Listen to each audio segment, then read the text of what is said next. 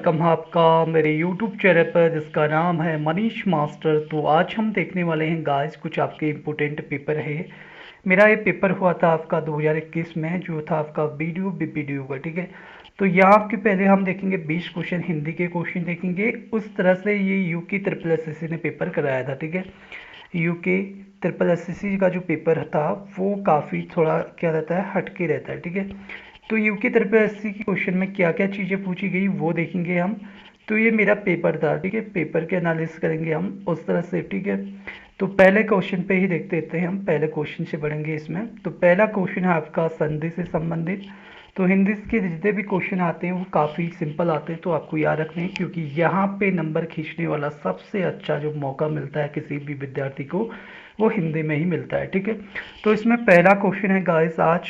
तो आज का जो पहला क्वेश्चन है वो है आपका यथेष्ट संधि शब्द जो है आपका, इसमें कौन सी संधि है। ठीक है, यथेष्ट बताया गया, तो यथेष्ट में है गुण संधि। ठीक है, कैसे है गुण संधि, देखिए यथाथन ईस्ट करेंगे तो क्या निकलेगा आपका यथेष्ट। ठीक है, छोटा वाला ही आएगा, यथाथन ईस्ट। ठीक है, तो क्या हो जाएगा आपका यथेष्ट हो जाएगा। देखिए जो यहाँ पे आ रहा है ना और ई आ रहा है, ये आ और ई मिलके क्या बनाते हैं आपका ए बनाते हैं, तो इसे कहा जाता है कि आपका गुण संधि। ठीक है, आपने गुण संधि पढ़े होंगे। गुण संधि की क्या व्याख्या होती है आपकी, गुण संधि की व्यवस्था होती है कि जैसे कि अ आ गया आपका या फिर आ गया। ठीक है, और प्लस आ गया इसके साथ ई या फिर बड़ा ई, तो ये बन जाता है आपका ए बन जाता है। ठीक है, तो ये क्या बन जाता है ए। अब देखिए जब मैंने कहा ये चीज़ें बन जाती हैं, तो एग्जाम्पल के तौर पे देखता हूँ, जैसे कि महेंद्र है। ठीक है, महेंद्र है, तो महेंद्र में क्या है आपका गुण संधि है।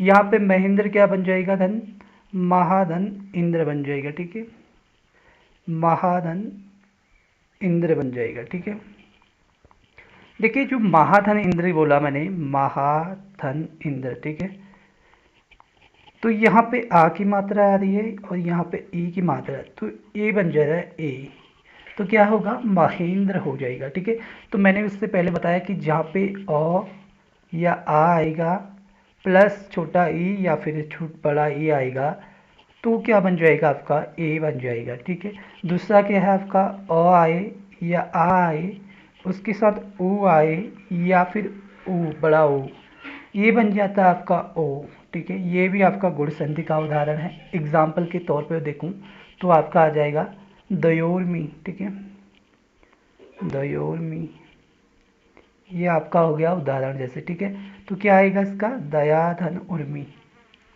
दयाधन उर्मी, दयाधन उर्मी बन जाएगा दयोर्मी, जो आपका क्या किसका उदाहरण है गुण संधि का। ठीक है, तो यहाँ पे आ रहा है और क्या आ रहा है बड़ा ओ आ रहा है, तो ये क्या बन जाएगा आपका अ आ बड़ा ओ बन जाएगा, तभी तो दयोर्मी बन रहा है। ठीक है, वैसे ही अब हम बात करते हैं, और जैसे अ आ गया आ गया उसके साथ री आ गया। ठीक है, तो ये क्या बन जाएगा आपका अर बन जाएगा। ठीक है, क्या बन जाएगा अर, तो ये क्या हो जाएगा, जैसे इसके एग्जाम्पल पे देखें तो विरोचल, विरोचित। ठीक है, विरोचित को देखते हैं हम, विरोचित एग्जाम्पल के तौर पे दे रहा हूँ विरोचित। अब विरोचित को हम क्या लिखेंगे, वीर रन उचित लिखेंगे। ठीक है, वीर धन उचित। अब देखिए यहाँ पे अ की मात्रा आ रही है, यहाँ पे ओ की मात्रा आ रही है, तो यहाँ पे क्या बन जाएगा आपका विरोचित बन जाएगा, यानी कि वीर धन उचित। तो ये भी क्या आपका गुण संधि का उदाहरण है। अ तथा ओ क्या बनाएंगे गाइस आपके, तो ओ बनाएंगे। ठीक है, तभी तो विरोचित बन जाएगा। ठीक है, तो याद रखना है इसको। ठीक है, तो नेक्स्ट बढ़ते हैं हम वृद्धि संधि की बात कीजिए। वृद्धि संधि क्या होते हैं भाई, जैसे अ आ गया आपका या फिर आ गया आपका प्लस ए आ गया आपका या फिर आई आ गया, ऐसे है ना। ठीक है, तो ये सारे बन जाते हैं ए बन जाते हैं। ठीक है, जैसे एक एक, एक धन एक एक बन जाता है। ठीक है, एक एक में कैसी संधि है, वृद्धि संधि है। कैसे, एक एक, एक धन एक। ठीक है, एक धन एक बन जाएगा एक एक, यहाँ पे आ रहा है अ, यहाँ भी आ रहा है अ, तो क्या बन जाएगा ये अ धन अ, क्या बन जाएगा आपका एक एक बन जाएगा ना। यहाँ पे अ की मात्रा है, यहाँ पे सॉरी अ की मात्रा है और किसकी मात्रा है आपकी यहाँ पे है ए की मात्रा, तो क्या बन जाएगा आपका ये, यह ए बन जाएगा। ए मतलब एक एक कॉमा ए की मात्रा है ना, तो बन गया एक एक, तो ये क्या हो जाएगा, वृद्धि संधि का उदाहरण हो जाएगा। वृद्धि संधि के काफी उदाहरण है, जैसे परमोदय, परमोदार्य, ठीक है, परम धन औदार्य, इस तरह से, ठीक है।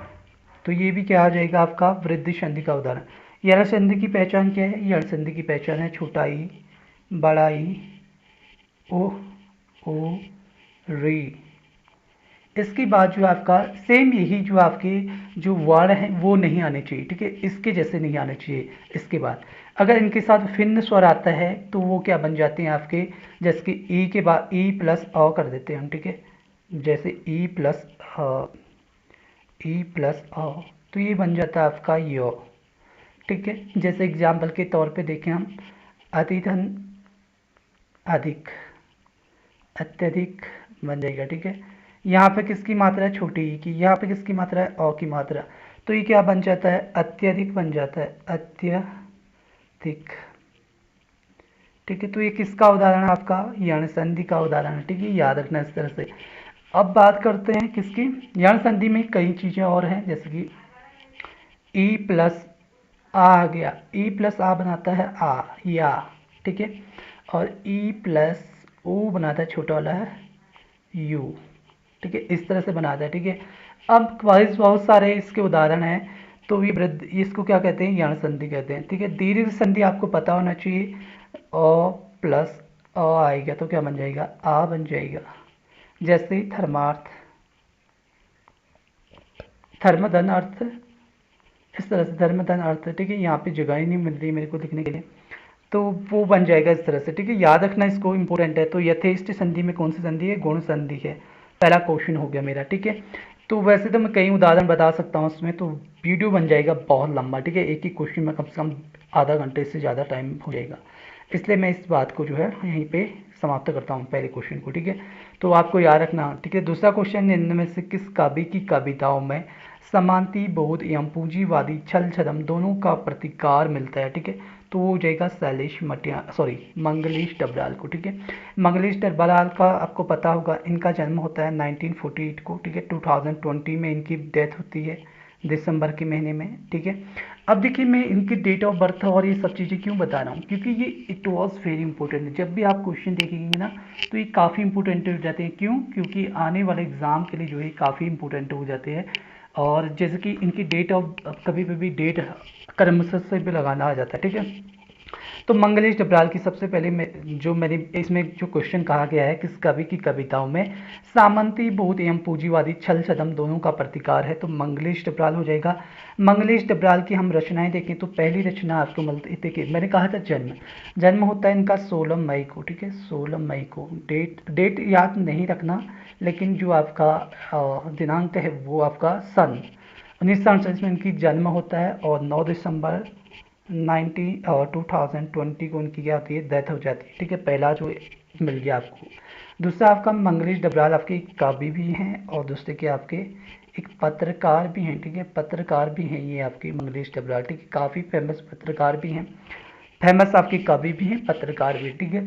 तो उनकी कविताएं पहले तो देखते हैं कविता संग्रह, ठीक है, इनकी जो कविता संग्रह क्या क्या है, कविता संग्रह में इनके काफ़ी इंपॉर्टेंट है, ठीक है, जैसे कि आपके पहाड़ का लालटेन, पहाड़ का लालटेन, ठीक है, 1981 में इन्होंने लिखा था ये, ठीक है। दूसरा आपका घर का रास्ता, घर का रास्ता लिखा था इन्होंने 1988 में, ठीक है। उसके बाद तीसरा है आपका इनका हम जो देखते हैं, हम जो देखते हैं, देखते हैं, ठीक है, ये लिखा था आपका 1995 में, ठीक है। उसके बाद नेक्स्ट है इनका आवाज भी एक जगह है, नए युग में शत्रु, मुझे दिखा एक मनुष्य, ये सब चीज़ें हैं। गद्य और यात्रा वृत्तांत की बात करें, लेखक की रोटी है इनकी, काफ़ी फेमस है लेखक की रोटी, लेखक की रोटी है। देखिए जो लेखक की रोटी है ना, ये आपकी सांस्कृतिक निबंध ग्रह है, ठीक है, सांस्कृतिक निबंध संग्रह, ठीक है, निबंध संग्रह है, याद रखना, ठीक है इसको। और जो आपके इनका एक और है आपका क्या है, कवि का अकेलापन, काफ़ी फेमस है, ये भी अच्छी बुक है, मतलब ये कवि का अकेलापन, अच्छा मतलब एक गद्य पात्र है, ये आपका गद्य संग्रह है, ठीक है, ये आपका क्या है, गद्य संग्रह है। तीसरा आपका एक बार अववा, ये भी आपका है इनका यात्रा वृतांत, ठीक है, यात्रा वृतांत याद रखना। तो मैंने इसमें से कई चीज़ें बता दी हैं जिसके इनके जो है आपके यात्रा वृतांत है आपको याद रखने हैं। और मंगलेश डबराल जी को जो है हम जो देखते हैं के लिए, ठीक है, हम जो देखते हैं के लिए 2000 में क्या मिलता है इनको, साहित्य अकादमी पुरस्कार मिलता है इसके लिए, ठीक है, हम जो देखते हैं के लिए, ठीक है। तो याद रखना। नेक्स्ट है आपका शेखर जोशी के बारे में। आपको पता है कि शेखर जोशी भी काफ़ी फेमस आपके क्या है, आपके आपके एक कवि हैं, ठीक है। तो शेखर जोशी की बात करते हैं आप, 1932 में इनका जन्म होता है। कहाँ पे, अल्मोड़ा में, ठीक है, अल्मोड़ा में दिखूंगा नहीं। और इनकी जो रचना है जैसे मेरा पहाड़, कोशिका घटवार, कोशिका घटवार, ठीक है, इतने चीज़ तो नहीं लिख पाऊंगा मैं।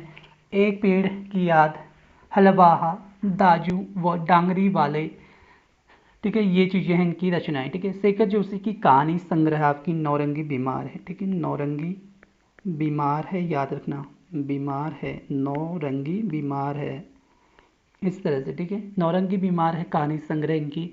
एक पेड़ की याद रचना के लिए शेखर जोशी को जो है आपको 1987 में क्या मिलता है, आपका महावीर प्रसाद द्विवेदी पुरस्कार मिलता है, ठीक है, याद रखना 1987 को। तो एक पेड़ की याद रचना के लिए इन्हें 1987 में महावीर प्रसाद द्विवेदी पुरस्कार से सम्मानित किया जाता है, ठीक है। नेक्स्ट देखते हैं हम, हमने शेखर जोशी देख लिया, शैलेश मटियानी नहीं देखा हमने, ठीक है, तो देख लिया हमने। अब हम देखते हैं कौन से, शैलेश मटियानी की भी रचनाएं के बारे में पढ़ लेते हैं। तो शैलेश मटियानी की बात करें तो ये भी अल्मोड़ा के हैं, 1931 में इनका जन्म होता है। और ये मतलब जो इनका जो आपकी जो शैलेश मटियानी है ना, वो उत्तराखंड की जो आंचलिक कथाकार यथा कथा शिल्पी भी कहा जाता है, ठीक है। इनका मूल नाम है आपका रमेश सिंह मटियाली, रमेश या मटियानी, ठीक है, मटियानी, याद रखना इनका नाम। और इनकी जो आपकी मोस्ट फेमस जो आपकी पत्रिका है इनकी कौन कौन सी है, विकल्प है आपका, दूसरा आपका क्या है, आपका जनपक्ष, ठीक है। ये दो चीज़ें आपको याद रखनी है कि इनकी जो पत्रिका है कौन कौन सी है, विकल्प और जनपक्ष, ठीक है। अब देखिए जो महाभोज है, आपको पता होगा महाभोज जो आपकी मन्नू भंडारी का एक उपन्यास है, उसी तरह महाभोज कहानी के लिए उत्तर प्रदेश हिंदी संस्थान द्वारा प्रेमचंद्र पुरस्कार प्रदान किया गया था इनको, ठीक है, महाभोज के लिए, ठीक है। महाभोज आपके मन्नू भंडारी का एक उपन्यास है। दूसरा आपका शैलेश मटियानी की क्या है, आपकी ये कहानी है, ठीक है, महाभोज। उसके बाद नेक्स्ट आपका, मैंने कहा कि जो मुठभेड़ है, मुठभेड़ आपका काफ़ी फेमस है, ठीक है, मुठभेड़ उपन्यास है इनका, इनके लिए जो है नए फणीश्वर नाथ रेणु पुरस्कार दिया गया था, ठीक है। शैलेश मटियानी की कुछ और कहानियों की बात करें, जैसे दो दुखों का एक सुख हो गया आपका, चील भविष्य और मिट्टी हो गया, चील अलग है, भविष्य और मिट्टी अलग है, ठीक है। चील हो गया आपका, भविष्य और मिट्टी हो गया, हारा हुआ हो गया, बर्फ की चट्टाना आ गया, जंगल में मंगल हो गया, हत्यारे नाच आ गया, हत्यारे, ठीक है, हत्यारे है एक, नाच जमूरे नाच है। और उनकी पहली कहानी संग्रह है मेरी 33 कहानियाँ, ठीक है। शैलेश मटियानी की कुछ उपन्यास हैं आपके, जैसे बोरी बल्ली से बोरी बंदर, कबूतर खाना, चौथी मुट्ठी, एक मूठ सरसों, भागे हुए लोग, छोटे छोटे पक्षी, छोटे पशु पक्षी क्या है, मोस्ट इंपोर्टेंट है, उगते सूरज की किरण, रामकली, 52 नदियों के संगम, मुठभेड़ और चंद औरतों की शहर। जो मटियानी जी का पहला उपन्यास था वो था आपका बोरी बली से बोरी बंदर, ठीक है। शैलेश मटियानी का जो निबंध संग्रह है वो आपके कागज की नाव और कभी कभार, ठीक है, याद रखना इसको, काफ़ी इंपॉर्टेंट है, ठीक है। मैंने कितनी 3 चीज़ों को बता दिए। अब बात करते हैं किसकी, राजेश जोशी जी के बारे में बात करते हैं। तो राजेश जोशी भी आपके क्या है, आपके फेमस, आपके क्या है, आपके कवि हैं। तो राजेश जोशी की बात करें तो इनका जन्म होता है 1946 में, 1946 में, ठीक है। कहाँ पे होता है, मध्य प्रदेश में होता है, याद रखना है, ठीक है। इनको साहित्य अकादमी पुरस्कार मिला था 2000 में, ठीक है, 2002 में, 2002 में किसके लिए मिला था, आपको याद रखना है इसको। तो वो मिला था दो पंक्तियों के बीच के लिए, ठीक है, दो पंक्तियों के बीच, दो पंक्तियों के बीच के लिए, ठीक है, दो पंक्तियों के बीच के लिए जो है इनको क्या मिला था, साहित्य अकादमी मिला था। काफ़ी फेमस राइटर है ये भी। और दो पंक्तियों के बीच के लिए मैंने बता दिया उनकी। और कहानी कविता संग्रह जैसे एक दिन बोलेंगे पेड़, दो पंक्तियों के बीच, मिट्टी का चेहरा, नैपथ्य की हंसी, कहानी संग्रह इनकी सोमवार, अन्य कहानियाँ, कपिल का पेड़, नाटक है इनका जादू जंगल, अच्छे आदमी और टंकारा का गाना। ठीक है, ये आपकी राजेश जोशी की क्या है, रचना है। तो मैंने अभी तक जो भी बता दिया आपको काफ़ी फेमस चीज़ें बताई हैं। ठीक है, नेक्स्ट बढ़ते हैं हम आपकी। इससे पहले मैं बता दूं कि जो आपकी जो संधि होती है ना, कितने प्रकार से होती है। संधि होती है 5 प्रकार की, स्वर संधि है ये। स्वर संधि होते हैं 5 प्रकार के। ठीक है, कौन कौन से आपके होते हैं, दीर्घ संधि, यण संधि, वृद्धि संधि, गुण संधि और अयादि संधि। ठीक है, अयादि संधि भी आपको याद रखना है। अयादि संधि के बारे में आपको पता ही होगा क्या क्या इसमें चीज़ें लगती हैं। ठीक है, तो अयादि संधि को भी याद करना है, काफ़ी मोस्ट आपका क्या हो जाता है, टॉपिक हो जाता है। अभी मैं अयादि संधि के बारे में बताऊंगा। ठीक है, उससे पहले मैं नीचे की क्वेश्चन और देख लेता हूँ। ठीक है, अब है आपका काली खटा का कर्मंड कटा। ठीक है, इस पंक्ति में अलंकार है, पूछा है कौन सा अलंकार है, तो भाई यमक अलंकार है। अब मैंने कैसे पता किया कि इसमें यमक अलंकार है, मैंने दूसरा शब्द क्यों नहीं कहा इसमें कि इसमें अलग है। ठीक है, देखिए भाई, अब यमक अलंकार जो होते हैं ना, वो आपके जहाँ पे जो है कम ना। ठीक है, जब काव्य में कोई एक से भी अधिक बार कोई शब्द आता है तो उसका जो अर्थ हर बार जो है अलग अलग निकलता है, उसे ही क्या कहा जाता है, यमक अलंकार कहा जाता है। ठीक है, जैसे अब मैं यहाँ पे बात करूँ, काली घटा है। ठीक है, काली घटा का मतलब क्या होता है आपका, यानी कि जो काले बादल होते हैं। ठीक है, अब दूसरे में कहा गया है कर्मंड घटा। घटा का मतलब यहाँ क्या है, इसका मतलब है आपका कम होना। ठीक है, कटना, जो कटना है वो कम होने का बात कहा गया। ठीक है, कम होने की बात कही गई है, होने की बात कही है। ठीक है, तो काली खटा का घरमंड कवा, ये आपका यमक अलंकार आ जाएगा। जैसे कनक कनक तो 100 गुने मधुता अधिकार, जो खाए बोराय जो ना खाए बोराई। यमक यमक बात कर रहा है। कनक कनक मतलब एक बात सोने की बात कर रहा है, दूसरी जगह किसकी बात कर रहा है, आपके थतूरे की बात कर रहा है। ठीक है, थतूरे की बात कर रहा है, उसे ही कहा जाता है कि आपका यमक अलंकार, मतलब एक शब्द के दो अर्थ। ठीक है, अब देखिए, जो एक शब्द के दो अर्थ जो है अलग अलग तरफ से निकालते हैं वो, ठीक है, इससे कहते हैं क्या, यमक अलंकार। अब दूसरा आपका इसमें शैलेश अलंकार दिया है। शैलेश अलंकार हम किसे कहेंगे, जब एक ही शब्द में अनेक अर्थ निकलते हैं उसे ही हम क्या कहेंगे, शैलेश अलंकार कहेंगे। मतलब एक अर्थ मतलब चिपका हुआ। ठीक है, शैलेश का मतलब होता है आपका चिपका हुआ। ठीक है, शैलेश का मतलब क्या होता है, चिपका हुआ। मतलब एक ही शब्द में अनेक अर्थ जिसके निकलते हैं उसे हम शैलेश कहते हैं। शैलेश अलंकार के दो भेद होते हैं, आपको पता होगा कौन कौन से होते हैं आपके, सभंग और दूसरा क्या होता है आपका, अभंग। ठीक है, ये भी याद रखें। और शैलेश अलंकार का एक भेद बताता होता हूँ आपको, रहीमन पानी राख के बिन पानी सब सोन, पानी गए न उबरे मोती मानुष चून।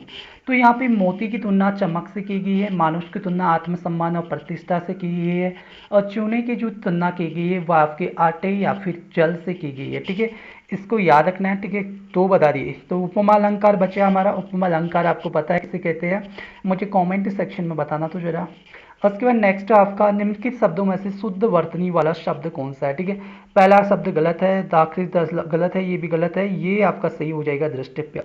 देखिए दव्य आपको द्रष्टव्य लिखिए, ये दी की मात्रा होती है, ये रॉ की मात्रा है। ठीक है, तो याद रखना जो द्रष्टव्य, इसमें जो आपकी री की मात्रा है, दूसरे वाले में द्रव में रॉ की मात्रा है। ठीक है, तो ये द्रष्टव्य नहीं होगा, ये दी वाला नहीं होगा, बल्कि ये वाला होगा रॉ वाला। ठीक है, तो द्रष्टव्य हमेशा ऐसा ही लिखा जाता है, याद रखना है। बाकी बात करें द्रष्टव्य ऊपर वाला तो रॉन्ग है। दूसरा वाग्मय की बात करें तो वाग्मय नहीं होता, इस तरह से लिखा जाता है वाग्मय को। ठीक है, वाग्मय को इस तरह से लिखा जाता है, याद रखना। नेक्स्ट है आपका सन्यासी। सन्यासी के ऊपर इस तरह से एक बिंदु रख देंगे तो ये पूरा सही हो जाएगा। ठीक है, सन्यासी के ऊपर सिर्फ एक बिंदु रखना है हमने इस तरह से, बाकी ऐसा ही लिखना है तो बिल्कुल सही हो जाएगा। ठीक है, नेक्स्ट बढ़ते हैं। नेक्स्ट क्वेश्चन आपका संक्षेपण के बारे में। संक्षेपण का अर्थ है, तो क्या है इसमें से, दृष्टांत का प्रयोग जीने, अनिवार्य तथ्यों का चयन, बिल्कुल सही है आपका। स्पष्ट अभिव्यक्ति नहीं, भाव विचारों को बढ़ा चढ़ाकर लिखना नहीं, ये सब नहीं होंगे, बाकी दूसरा वाला ऑप्शन सही होगा।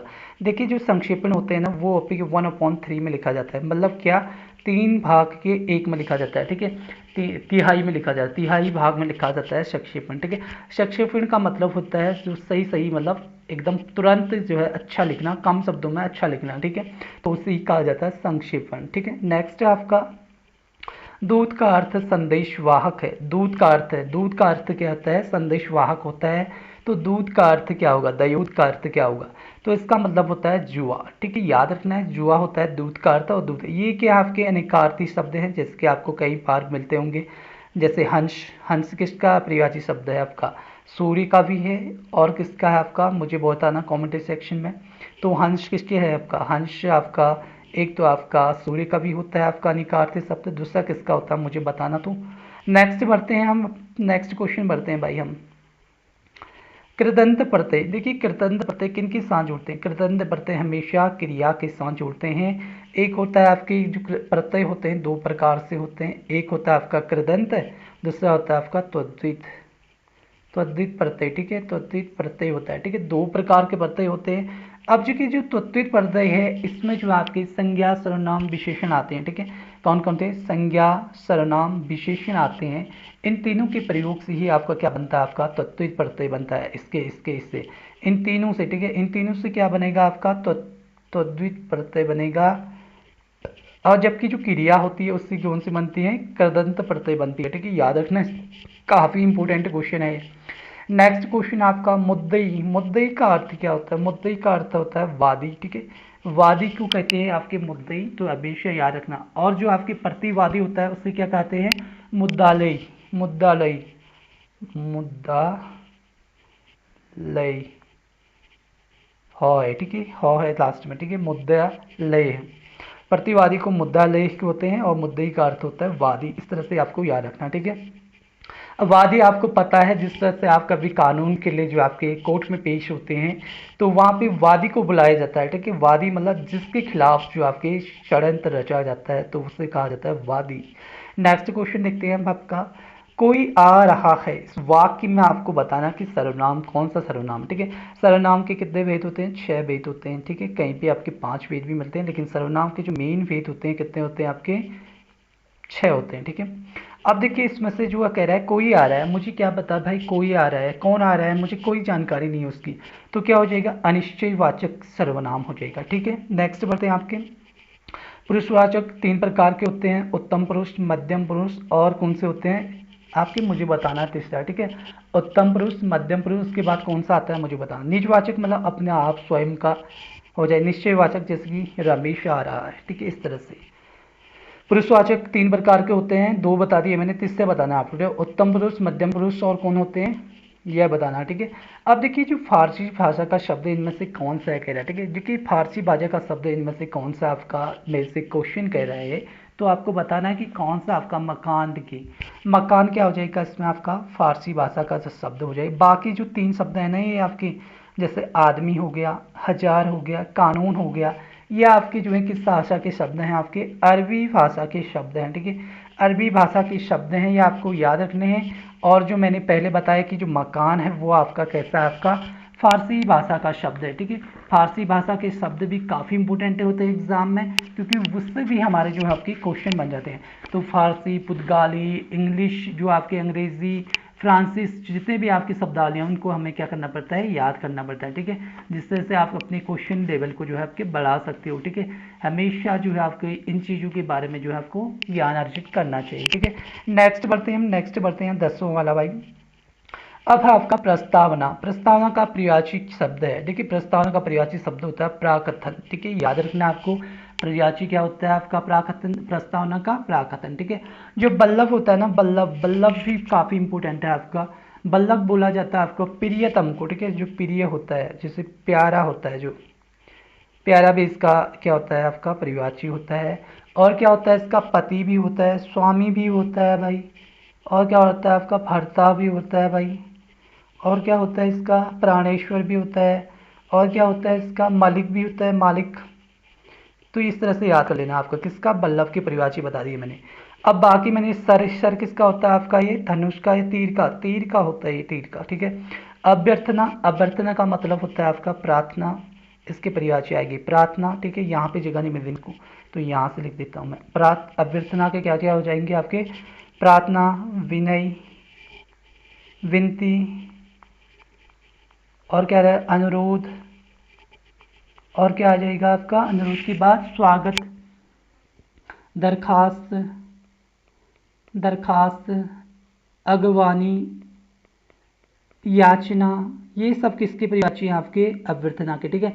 अभ्यर्थना का परिवाची में जो मोस्ट इंपोर्टेंट है वो क्या आपका दरखास्त, दरखास्त यहाँ पे लिख देता हूँ दरखास्त, ठीक है, दरखास्त होता है, मेन जो आपका है, ठीक है, अनुरोध भी होता है इसका, ठीक है। तो ये मैंने बता दिया आपको भाई, ये चीज़ें आपको याद करनी है, ठीक है। नेक्स्ट बढ़ते हैं हम। अब कह रहा है कि इनमें से कौन सा आपका विलोम शब्दों के निर्माण में बहुलता से प्रयोग किया जाता है। देखिए, विलोम शब्द की प्रत्यय, प्रत्यय कहाँ लगता है, पीछे, ठीक है। तो बिल्कुल हम प्रत्यय में भी यूज करते हैं, उपसर्ग आगे लगता है उसमें भी हम यूज करते हैं, ठीक है।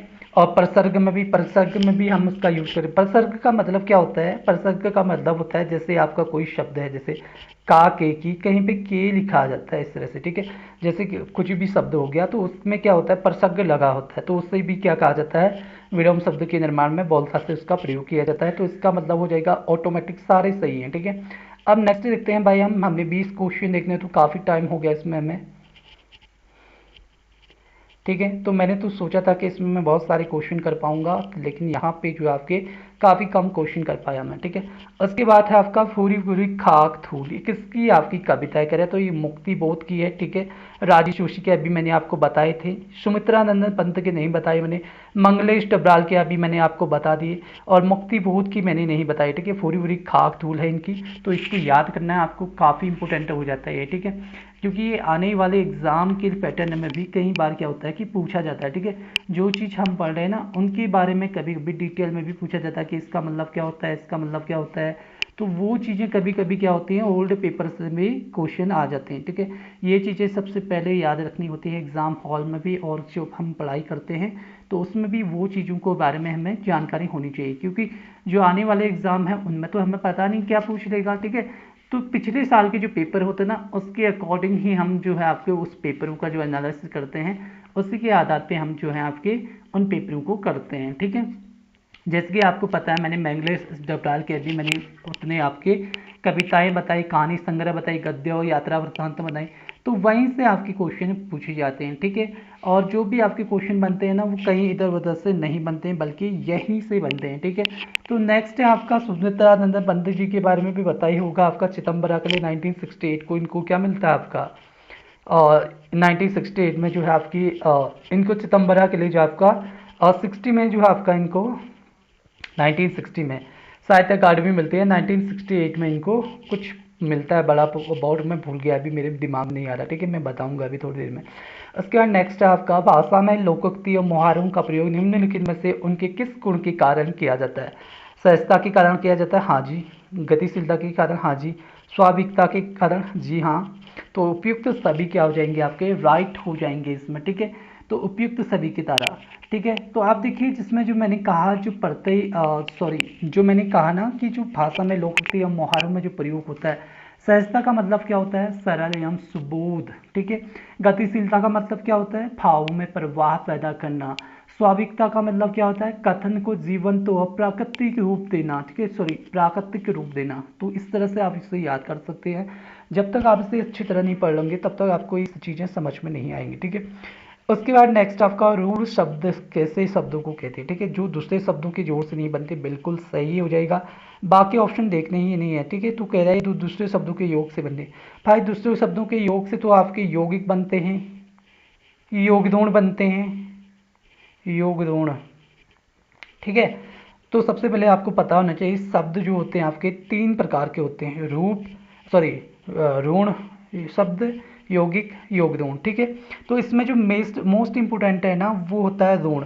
ऋण जैसे कमल कह दिया हमने, अब कमल को हम कम धन लौ तो नहीं कह सकते ना, ये गलत हो जाएगा। तो जिसे हम तोड़ नहीं सकते जिस शब्द को, उससे ही क्या कहा जाता है आपका, ऋण शब्द कहा जाता है। यौगिक किसे कहा जाता है, दो शब्दों के मेल से जो बनता है, जैसे विद्याधन आलय, विद्याधन आलय विद्यालय बन जाता है, तो इसे हम कहेंगे यौगिक। योग ऋण कौन होगा, योग ऋण का मतलब होता है जो दो शब्दों के मेल से तो बनता है लेकिन जो उसका अर्थ अलग निकलता है, जैसे जलज, ठीक है। जलज का जो अर्थ निकलता है वो क्या निकलता है आपका, कमल निकलता है, या फिर आपका विष्णु भी कहते हैं। तो इस तरह से जलज जो भी आपका जल में पैदा हुआ हो, जैसे विष्णु, कमल, ये सब चीज़ें आती हैं, ठीक है। तो जलज क्या आ जाएगा आपका, योग ऋण आ जाएगा। योग ऋण ही आपकी बहुब्रीहि समाज में जो आपके शब्द आते हैं ना वही आते हैं आपके योग ऋण में भी, ठीक है। नेक्स्ट बढ़ते हैं हम, उससे पढ़ा नहीं जाता, इस वाक्य में वाच्य है, ठीक है। क्या कह रहा है आपका, उससे पढ़ा नहीं जाता, भाई उससे पढ़ा नहीं जाता, तो ये क्या होगा आपका भाववाच्य होगा। भाव आ रहा है ना, उससे पढ़ा नहीं जाता, उससे खाया नहीं जाता, उससे चला नहीं जाता, वह क्रिकेट उससे खेला नहीं जाता, उससे घूमा नहीं जाता, उससे पढ़ाई नहीं किया जाता। इस तरह से सारे क्या हो जाएंगे, आपके भाववाच्य होंगे। ठीक है, वाच्य 3 प्रकार के होते हैं, ये तीनों प्रकार ये हैं, कर्म कृतवाच्य, कर्मवाच्य। जो कर्ता के अनुसार करेगा वो कर्ता कृतवाच्य, जो कर्म के अनुसार करेगा जिसका प्रभाव कर्म पे पड़ेगा वो आपका कर्मवाच्य, और जिससे जो प्रभाव भाव पे पड़ेगा तो भाववाच्य। ठीक है, इस तरह से आपको याद करने हैं। नेक्स्ट देखते हैं हम, नेक्स्ट है आपका ऊष्म व्यंजन नहीं है। देखिए भाई ऊष्म व्यंजन नहीं है क्या, सिंपल सी बात है, मौ जो आपका ऊष्म व्यंजन नहीं है, बल्कि मौ क्या है आपका एक वर्ग का जो है आपका एक पंचम वर्ग का है। ठीक है, इसको नासिक के भी कह सकते हैं हम। ठीक है, नासिक हैं जैसे प फ ब ब म, फ फ ब भ म। ठीक है, ये पांचवा शब्द है व्यंजन का। ठीक है, तो पांचवा शब्द है ये आपका व्यंजन का। उसमें व्यंजन क्या होते हैं, उसमें व्यंजन होते हैं आपके सौ, ये वाला सौ, फिर ह। उसमें व्यंजन होते हैं ये। ठीक है, याद रखना, उसमें व्यंजन सौ ह होते हैं। ठीक है, बाकी म वाला जो है आपका क्या आ जाएगा, आपका ये आपका उसमें व्यंजन नहीं है। ठीक है, नेक्स्ट बढ़ते हैं हम। अब कह रहा है उद्गम के आधार पर शब्द समूह को कितने भागों में बांटा गया है। ठीक है, उद्गम के आधार पर शब्दों को बांटा गया है 5 भागों में। आपने पढ़ा होगा इसके बारे में, जो वाक्य होते हैं, शब्द होते हैं, शब्द समूह को जो है आपके 5 भागों में आपका बांटा जाता है, आपको याद रखना है। ठीक है, नेक्स्ट है आपका निम्नलिखित में से तत्सम शब्द है। तत्सम शब्द बताना। आप देखिए खंड ग्रह आपका क्या है, आपका तत्सम है, बाकी आपके क्या है, आपके तद्भव है। तत्सम कहाँ से आते हैं, तत्सकृत, जो आपके संस्कृत से ज्यों का त्यों लेते हैं, ये संस्कृत का शब्द है। ठीक है, इसलिए ही इसे तत्सम कहा जाता है। तत्सम और तद्भव में क्या डिफरेंट है, तत्सम जो होते हैं आपके ना, वो आपकी संस्कृत के ज्यों के त्यों आएंगे, लेकिन जो आपके तद्भव शब्द होते हैं वह संस्कृत से चेंज हो गए, थोड़ा बहुत चेंज हो के हिंदी में प्रयुक्त होते हैं, और हिंदी में, ठीक है, हिंदी व्याकरण में। जबकि तत्सम में आपके जो संस्कृत के शब्द हैं वही शब्द हिंदी में यूज होते हैं, उसे कहा जाता है तत्सम। ठीक है, अब देखिए खंडग्रह मैंने कहा तत्सम है, भाई इसका तद्भव क्या होगा, फिर ये भी तो हमें पता होना चाहिए। तो इसमें जो होगा खंडग्रह का क्या होगा, खंडहर होगा। ठीक है, खंडहर होगा आपका तद्भव। ठीक है, यहाँ पे मैं लिख देता हूँ तद्भव, तद्भव यहाँ पे लिखता हूँ तद्भव। तत्सम ये हो जाएंगे आपके तद्भव, तद्भव, तद्भव शब्द। ठीक है, तद्भव शब्द खंड ग्रह का क्या हो जाएगा आपका, खंड ग्रह का क्या हो जाएगा आपका तद्भव, या आपका तद्भव हो जाएगा खंडहर। ठीक है, अब देखिए कोना आपका मैंने कहा तद्भव शब्द है, पर इसका जो तत्सम रूप होता है वो क्या होता है आपका कोण होता है, कोण, कोण का कोना कहा जाता है। ठीक है, ये आपका तद्भव शब्द है। अब गांठ, गांठ आपका तद्भव शब्द है, इसका तत्सम क्या होगा, फिर तत्सम होगा आपका ग्रंथि, ग्रंथि को कहा जाता है गांठ। ठीक है, याद रखना भाई, नौ है ये। ठीक है, ग्रंथि नौ, थौ है, ग्रंथि हो गया। ठीक है, उसके बाद है आपका गोरा, गोरा का जो आपका तत्सम तद्भव तत्सम होगा वो क्या आपका आपका गौर होगा, गौर। ठीक है, इस तरह से याद करना है। ठीक है, तो सारे क्वेश्चनों की रिवीजन करा चुका हूं मैं, आखिरी क्वेश्चन बचा भाई, ये भी आपका काफी इंपोर्टेंट क्वेश्चन है। तुलसीदास ने विनय पत्रिका की रचना किस भाषा में की, तो वो ये भाषा थी उनकी ब्रज। ठीक है, याद रखना है इसको, ब्रज भाषा में किया उन्होंने। ये आपका गीति काव्य था इनका। ठीक है, क्या था आपका, गीति काव्य था इनका, गीति काव्य था इसमें, जिसमें भक्ति और जो है आपके विनय के पद संकलित हैं। देखिए भक्ति और किसके, विनय के पद आपके इसमें क्या है, संकलित हैं, इसलिए जो है काफी फेमस हो जाता है। जैसे रामचरितमानस है, रामचरितमानस कैसी भाषा में है, अवधि में ही, ये आपको याद रखना है। ठीक है, तो आई होप आप सभी को क्वेश्चन समझ में आए होंगे, मैंने क्या क्या पढ़ाया इसमें, क्या क्या नहीं पढ़ाया। ठीक है, तो ये चीज़ें जो है एग्जाम हॉल में याद नहीं रहती, लेकिन जो आपके आप जो ओल्ड पेपर होते हैं ना उनको एनालिसिस कीजिए। ठीक है, उनको दोबारा आप रिवीजन कीजिए, उनको दोबारा आप अपने अकॉर्डिंग जो है बनाइए, तो आपको जो है क्या लगेगा, आसान लगेंगे ये क्वेश्चन। और जितने भी क्वेश्चन है ना टप टप, ये सारे क्या लगते हैं, फिर बहुत ही आसान लगते हैं। ठीक है, आई होप कि आप सभी को समझ में आ रहा होगा ये चीज़ें जो मैं पढ़ा रहा हूँ आपको, क्योंकि एग्ज़ाम आपके जो है नज़दीक आने वाले हैं, तो वो चीज़ें आपके याद रखना है। ठीक है, जैसे कि मैंने कहा कि जो कोई भी एग्ज़ाम होता है ना, तो उसमें जो आपके 20 नंबर की हिंदी पूछी जाती है ग्रुप सी के एग्ज़ाम में। ठीक है, तो ग्रुप सी में एक फ़ायदा ये रहता है कि जो हिंदी है ना वो 20 नंबर की पूछी ही पूछी जाती है। ठीक है, हालांकि वो क्वेश्चन कभी इधर से कभी उधर से इधर उधर से पूछे जाते हैं, but it was very important. ठीक है, तो वो चीज़ें आपको याद रखनी है, क्योंकि उससे जो है आपके जो क्वेश्चन लेवल होगा ना वो डेवलपमेंट होगा। ठीक है, आपके जो क्वेश्चन करने का तरीका है वो चीज़ें भी आपको समझ में आएंगी, और जो आगे बनेंगे वो भी आपकी समझ में